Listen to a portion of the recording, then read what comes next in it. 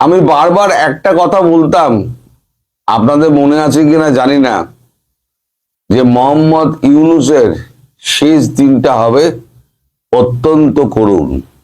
মনে করুন, আমি বিভিন্ন ভিডিওতে বারবার এই একটা কথাই উচ্চারণ করেছি যে শেষ দিনটা অত্যন্ত করুণ হবে।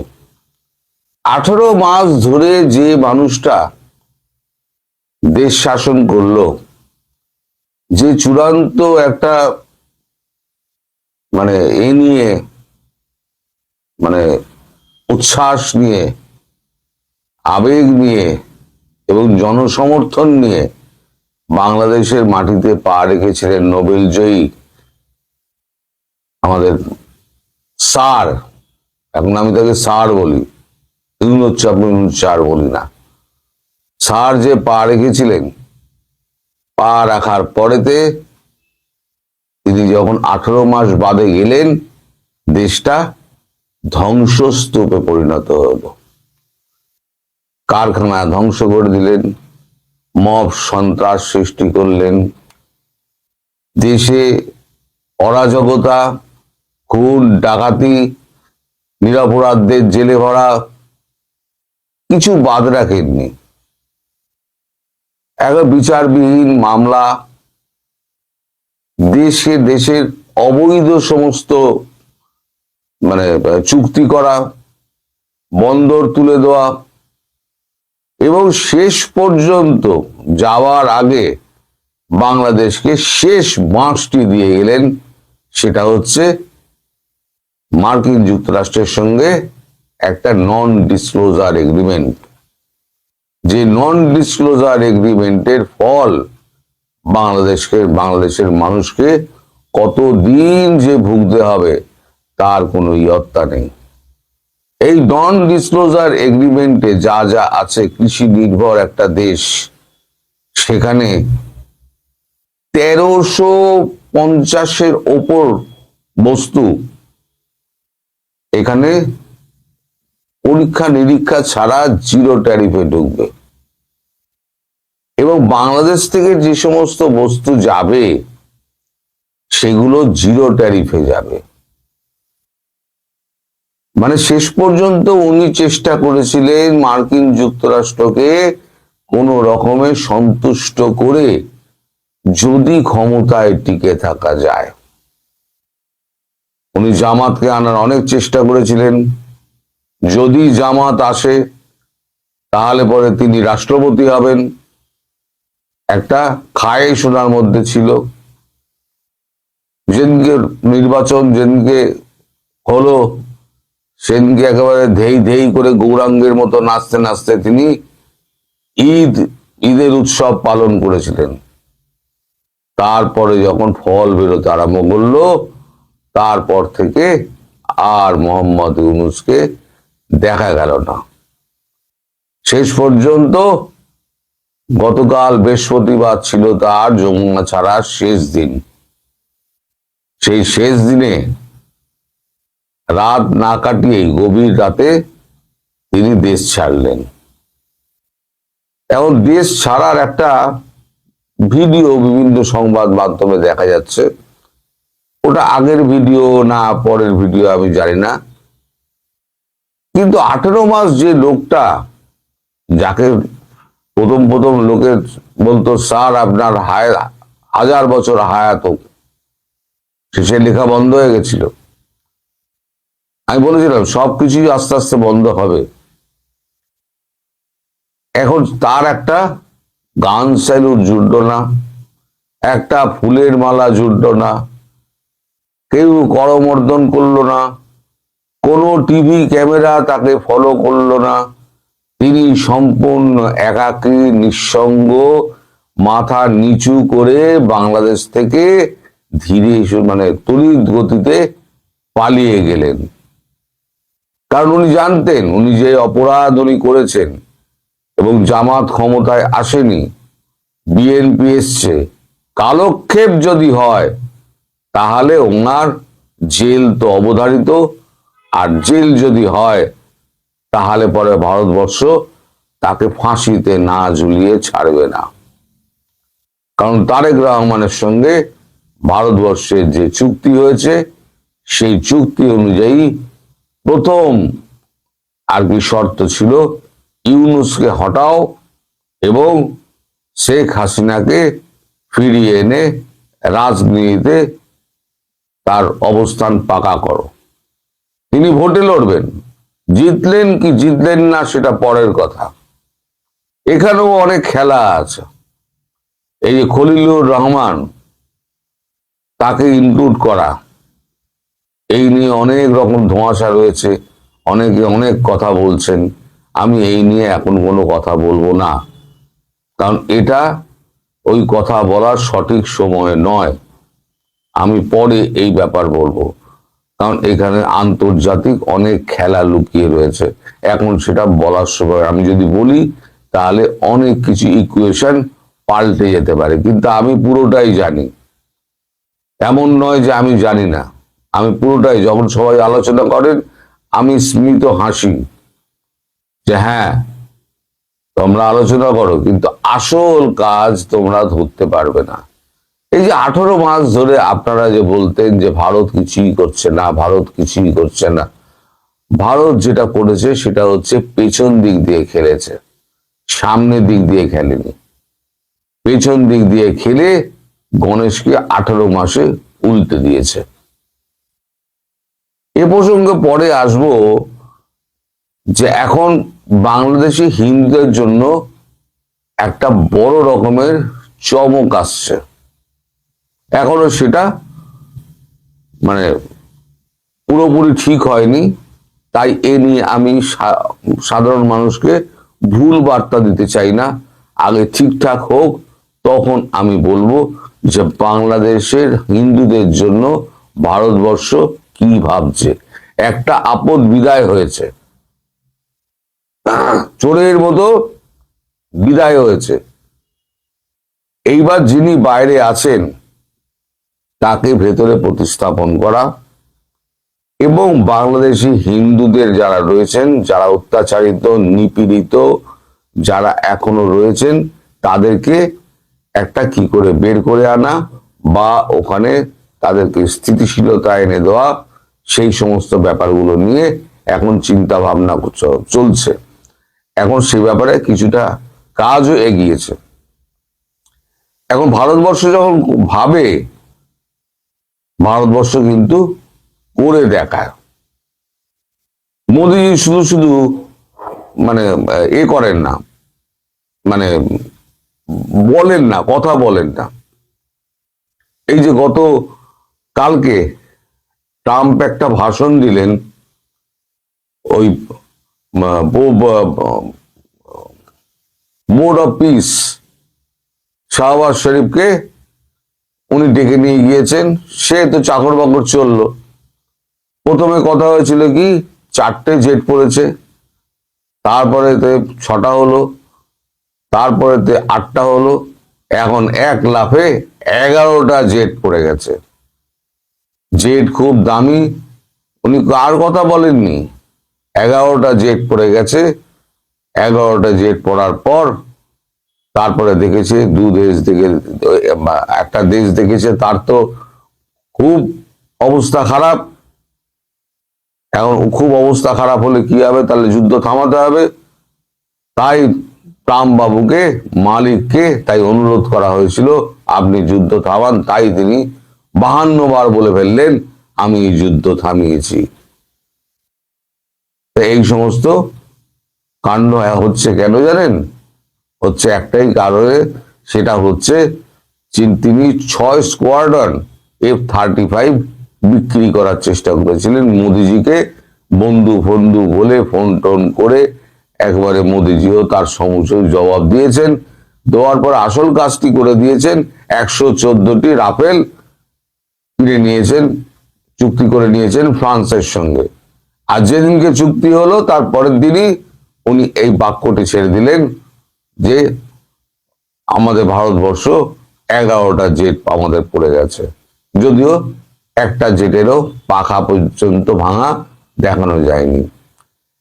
তাই এই বাংলাদেশের আমাদের মোহাম্মদ ইউনূস তিনি চেষ্টা করেছিলেন শেষ মুহূর্ত পর্যন্ত উনি ট্রাম্পের সঙ্গে সখ্যতা বজায় রেখে যদি জামাতকে ক্ষমতায় এনে কোন রকমে তাহলে উনি যদি রাষ্ট্রপতি হতে পারেন, তাই তিনি উদ্বাহু হয়ে নেচেছিলেন এবং ওই এগ্রিমেন্টটা করে বাংলাদেশকে পুরো আমেরিকার কলোনি বানিয়ে দিয়েছেন।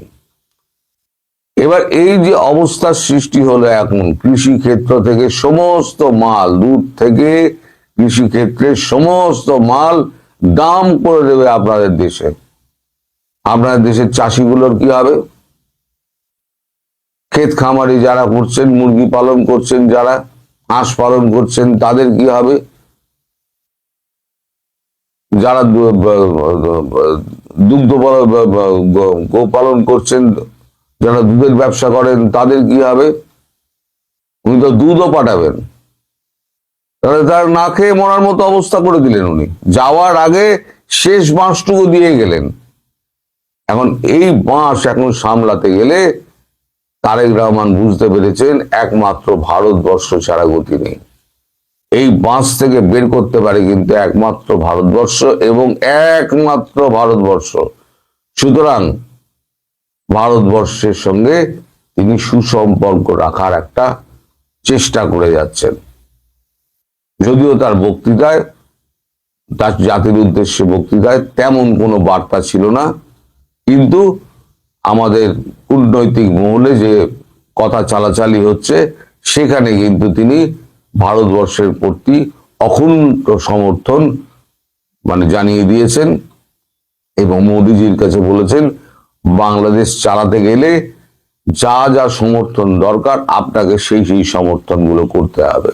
মোদিজিও বলেছেন ঠিক আছে, আমি সেই সমর্থনই করব, কিন্তু কিছু কিছু জায়গায় একটা ভুল বার্তা পৌঁছে দেওয়া হচ্ছে। না, একটা মিলন ট্রাভেলার নাকি একটা আমাদের দেশে এখন ঘুরে বেড়াচ্ছে, সে বলছে খুব শীঘ্রই নাকি আমাদের ভিসাগুলো চালু হয়ে যাবে। ভিসা চালু হবে খুব সীমিতভাবে এবং খুব অল্প দেখে, তাদের সমাজ মাধ্যমের সমস্ত ডকুমেন্ট পরীক্ষা করার পর অনেক লেট হবে। তারপর, কারণ এই শয়তানদের মতো যেটাকে একটা ফেরানো হলো, এটা শয়তানদের মতো আরো শয়তান এখানে ঢোকার জন্য বসে আছে। তাদের কাউকে ভারতবর্ষ ঢুকতে দেবে না এবং কড়া নজর থাকবে। এখানে আমাদের যে সমস্ত ইমিগ্রেশন ডিপার্টমেন্ট রয়েছে না আমাদের ভারতবর্ষের বর্ডারে, সেখানে এখন আমাদের ওই এটিএস এর লোকজন থাকবে এবং এনআই এর লোকজন থাকবেন। তারা সমস্ত অ্যাপারেটাস নিয়ে গিয়ে তারা সমস্ত সমাজ মাধ্যমে তাদের স্ট্যাটাস পরীক্ষা করবেন। তারা গত 10 বছরের মধ্যে কে কি ভারত বিরোধী স্লোগান দিয়েছেন, ভারত বিরোধী বক্তব্য দিয়েছেন, সেই সমস্ত দেখে তারপরে ভিসা হবে। আর যদি দেখা যায় যে ভিসার কাগজ পড়ার পরেতে তার ওখানে ওটা পাওয়া গেছে, সেখানে একেবারে স্ট্যাম্প ধাব্বা মেরে দেওয়া হবে, no entry for ever in Bangladesh, Bharatvarsha, India. তার মানে একেবারে ভারতবর্ষে যদি একদম সন্নিকট যে রাষ্ট্র, সেই রাষ্ট্রের সঙ্গে যদি আপনার যোগাযোগ না থাকে, আপনি যদি সেই রাষ্ট্রেই যদি না যেতে পারেন, তাহলে অন্য দেশ আপনাকে ভিসা দেবে কেন? আপনাকে তো প্রশ্ন করবে। আপনার সব থেকে কাছে হচ্ছে বৃহৎ গণতান্ত্রিক রাষ্ট্র ভারতবর্ষ, সেই আপনার ভিসার বইটাকে রিজেক্ট করে দিয়েছে, লাল ধাব্বা মেরে দিয়েছে, তাহলে আপনাকে আমরা ভিসা দেবো কেন? সুতরাং অন্য কোথাও তারা ভিসা পাবেন না, তারা এই ভারতবর্ষের মধ্যেই থাকবেন।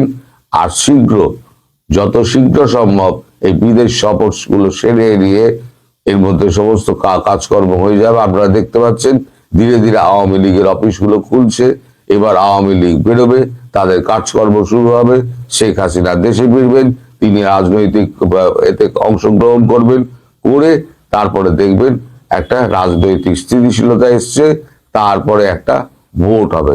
কিন্তু তার আগে যেটা হবে সেটা হচ্ছে যখনই শেখ হাসিনা আসার মুহূর্ত তৈরি হবে, সেই মুহূর্তে দেখবেন জামাত এবং আপনাদের এনসিপি মিলে একটা দাঙ্গা শুরু করবে। তবে এর মধ্যে যদি আওয়ামী লীগ যদি মাঠে নেমে পড়ে, এই চ্যাংড়া আর দামাতগুলো তো বেদম প্রহার খাবে, বেদম প্রহার খাবে। তো যাই হোক, স্যারের নিঃশব্দে গমন আমার ওই কথাটা মনে পড়িয়ে দিল যে আমি বারবার বলেছিলাম ওনার অন্তিম দিন কিন্তু অত্যন্ত করুণ হবে। আমার কথা আপনারা বলেন কিছুই মেলে না, কিছুই মেলে না, একেবারে হাতে গরম প্রমাণ পেয়ে গেলেন আমার কথা মেলে কি মেলে না। দর্শক, বিগত যে সরকার, অন্তর্বর্তীকালীন সরকার 18 মাসের কর্মযজ্ঞ দেখলাম আমরা তাদের, এবং তারা নিজেদের কর্মযজ্ঞে সফল এরকম দাবি করেছে বারবার, যদিও সফলতার খাতা একেবারে শূন্য বলেই বেশিরভাগ মানুষ অভিমত দিয়েছেন। সাবেক প্রধান উপদেষ্টা প্রফেসর ইউনূসের সাবেক প্রেস সেক্রেটারি শফিকুল আলম তিনি বলেছেন যে এই সরকার আইন শৃঙ্খলা, পররাষ্ট্র নীতি, মানে কূটনৈতিক সম্পর্ক এবং অর্থনীতি 3 ক্ষেত্রে মানে ব্যাপকভাবে সফল হয়েছে, অথচ আমরা জানি এই 3 ক্ষেত্রেই দেশকে ধ্বংসের দ্বার প্রান্তে তারা নিয়ে গেছে। অনেক সমালোচনা এই সরকারকে নিয়ে হয়েছে এবং এই সরকার বাংলাদেশে মবের একটা রাম রাজত্ব কায়েম করেছিল, সেই অভিযোগটা সব থেকে বেশি হয়েছে। কিন্তু সরকারের বিভিন্ন জনের বিরুদ্ধে অভিযোগ শোনা গেলেও এবার ঠিকানা টেলিভিশনের প্রধান সম্পাদক এবং বাংলাদেশের বরেণ্য জনপ্রিয় সাংবাদিক খালেদ মহিউদ্দিন, যিনি এখন আমেরিকা প্রবাসী, তিনি বলছেন যে গত সরকারের সবথেকে অযোগ্য ব্যক্তিটার নাম হচ্ছে প্রফেসর ইউনূস, প্রধান উপদেষ্টা স্বয়ং। হঠাৎ করে খালেদ মহিউদ্দিন, প্রফেসর ইউনূসের ভক্ত এই সাংবাদিক, কেন এই মানে কি বলবো অবিশ্বাস্য ধরনের একটা মন্তব্য করে বসলেন? কোন হেতুতে তিনি প্রফেসর ইউনূসকেই সব থেকে বেশি অযোগ্য রিক্রুট হিসেবে দেখছেন? যতগুলো উপদেষ্টা পরিষদের সদস্য আনা হয়েছে সরকারে, যারা এসেছে তাদের মধ্যে সব থেকে বেশি অযোগ্য প্রফেসর ইউনূসকে বলছেন কেন? চলুন একটু জেনে দেখি তার বক্তব্য, জেনে বোঝার চেষ্টা করি যে কথাটা কতটুকু সত্য। থাকবেন। দর্শক, বলছিলাম সাংবাদিক খালেদ মহিউদ্দিনের কথা। খালেদ মহিউদ্দিন যে মন্তব্য করেছেন সেই মন্তব্য রীতিমতো বোমা বিস্ফোরণের মতো মন্তব্য। এরকম কঠোর মন্তব্য এর আগে স্পেসিফিকভাবে কারো মুখ থেকে আমরা শুনিনি। অনেকেই প্রফেসর ইউনূসের সমালোচনা করেছেন, কিন্তু একেবারে সরাসরি বলা যে উপদেষ্টা পরিষদের সব থেকে অযোগ্য ব্যক্তিটার নাম প্রফেসর ইউনূস, তখন সেটা খুবই মানে মারাত্মক হয়ে যায় আসলে ভাবনার মতো। যখন তিনি এই মন্তব্য করছেন তখন কিন্তু এই আলোচনাও রয়েছে যে নতুন সরকার যারা গঠন করেছে বিএনপি, তারা কোথাও কোথাও আলোচনা হচ্ছে তারা পরবর্তী রাষ্ট্রপতি হিসেবে প্রফেসর ইউনূসকে চয়েস করে ফেললেও অবাক হওয়ার কিছু থাকবে না। যদি রাষ্ট্রপতি হয়ে যান প্রফেসর ইউনূস, তাহলে কি এই মন্তব্যগুলো পরবর্তীতে কাল হয়ে দাঁড়াবে? কি বলছেন খালেদ মহিউদ্দিন? কালের কণ্ঠ তাকে নিয়ে এই রিপোর্টটা করেছে। সেখানে তাদের শিরোনামে বলছে, সবচেয়ে খারাপ রিক্রুট তো ছিলেন ডক্টর মোহাম্মদ ইউনূস। খালেদ মহিউদ্দিন, এর চাইতে খারাপ মন্তব্য বোধহয় হতে পারে না। সব থেকে খারাপ রিক্রুট ডক্টর মোহাম্মদ ইউনূস।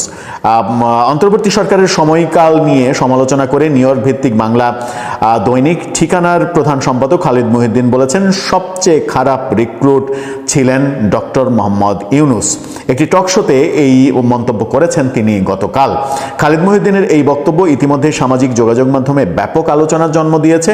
আলোচনায় খালেদ মহিউদ্দিন বলেন, সরকারের নীতি নির্ধারণ ও সিদ্ধান্ত গ্রহণ প্রক্রিয়ায় ধারাবাহিকতার অভাব ছিল। তার ভাষায়, মাথা যদি ঠিক না থাকে তাহলে নিচের দিকে সব জায়গায় সমস্যা হয়। ডক্টর মোহাম্মদ ইউনূসের কাজের মধ্যে আমি প্রচণ্ড ইনকনসিস্টেন্সি দেখেছি।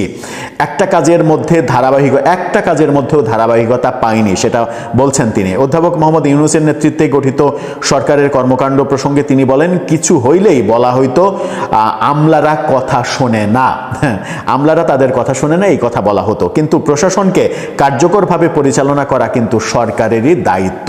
তিনি তিনি আরও অভিযোগ করেছেন, কয়েকটি সিদ্ধান্তে কনফ্লিক্ট অফ ইন্টারেস্টের প্রশ্ন উঠেছে। তার দাবি, সংশ্লিষ্ট প্রতিষ্ঠানের বিষয়ে সিদ্ধান্ত গ্রহণে স্বচ্ছতা থাকা উচিত ছিল। এ সময় বিদেশ সফর প্রসঙ্গেও সমালোচনা করেন খালেদ মহিউদ্দিন। তিনি বলেন, একজন সরকার প্রধানের বিদেশে গিয়ে একটি রাজনৈতিক দলের প্রধানের সঙ্গে বৈঠক করা কতটা যৌক্তিক সেই প্রশ্ন আছে। অর্থাৎ তিনি যে বিদেশে ছুটে গেলেন, তারেক রহমানের সঙ্গে দেখা করলেন, সেটারও সমালোচনা করছেন তিনি। কনফ্লিক্ট অফ ইন্টারেস্টের কথা বলছেন প্রফেসর ইউনূস ক্ষমতায় থাকাকালীন নিজের স্বার্থ উদ্ধার করার জন্য এক গাদা সিদ্ধান্ত নিয়েছেন।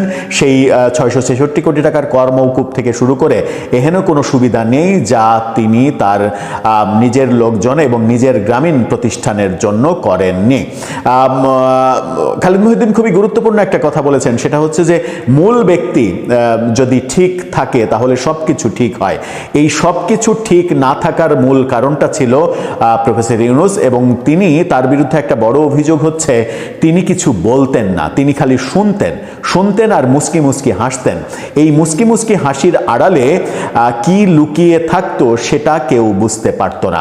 এবং গত 1.5 বছরের যে অরাজকতা, মানে দেশে মপতন্ত্র কায়েম করা, যা ইচ্ছা তাই, যার ইচ্ছা যা ইচ্ছা করেছে, যার সবই সে করতে পেরেছে, তাদের বিরুদ্ধে কোনো অ্যাকশন হয়নি। যারা মব করেছে তাদের বিরুদ্ধে অ্যাকশন হয়নি। যারা মবের শিকার হয়েছে তাদেরকে গ্রেপ্তারের কবলে, নির্যাতনের কবলে পড়তে হয়েছে। এই দৃশ্য প্রতিনিয়তই আমরা দেখেছি। সব মিলিয়ে প্যাকেজ হিসাব করে খালেদ মহিউদ্দিন একেবারে বলেই দিলেন যে এই সরকারের সব থেকে অযোগ্য ব্যক্তিটা, অর্থাৎ সব থেকে খারাপ রিক্রুট প্রধান উপদেষ্টা প্রফেসর ইউনূস। তাহলে ছাত্র জনতা কি অনেক বেশি ভুল করে ফেলেছিল?